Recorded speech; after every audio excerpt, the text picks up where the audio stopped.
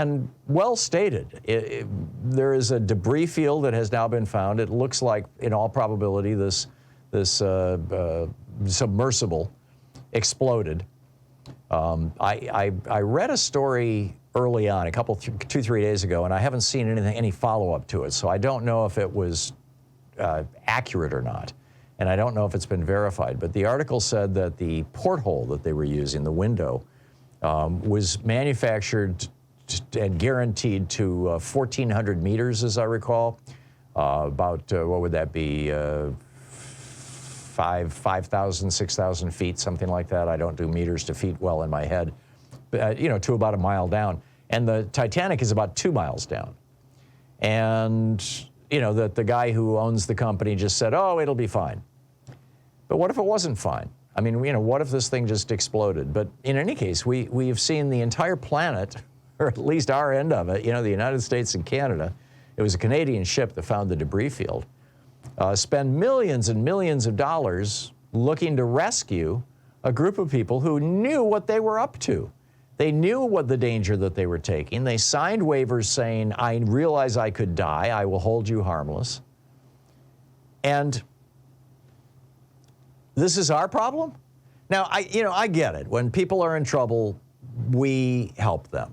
And this has always been the case. Somebody gets stuck on Mount Hood here where Louise and I live, in Portland. Mount Hood's just down the road. It's got glaciers on it. People climb it. A couple of winters ago, 3 people, died up there, in fact. And, we send out expeditions and we try to do what we can. I totally get that.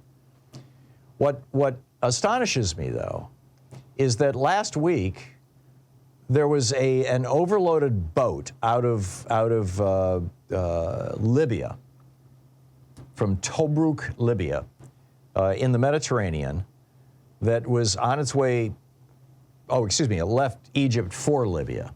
And there were 800 people on board who had paid $4,500 apiece. This was big money, at least for the captain of this boat.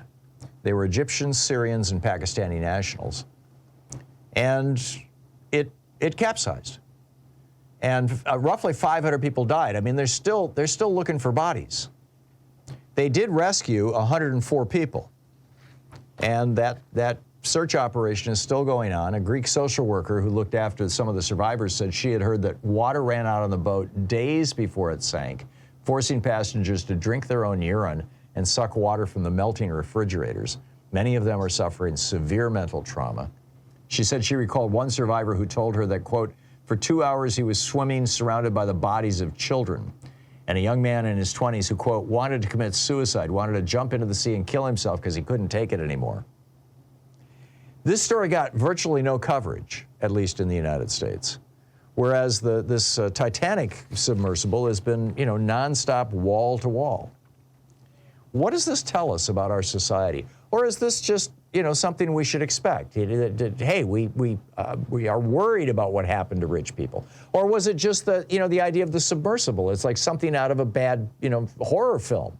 And we can all empathize with that. Oh my God, what if I couldn't breathe? What? And we'd all love to go down and look at the Titanic, right? Or many of us would. And so maybe there's a higher level of identification with that than with the refugees who are trying to flee Egypt. I don't have an easy answer for this, but I do think it raises some interesting questions.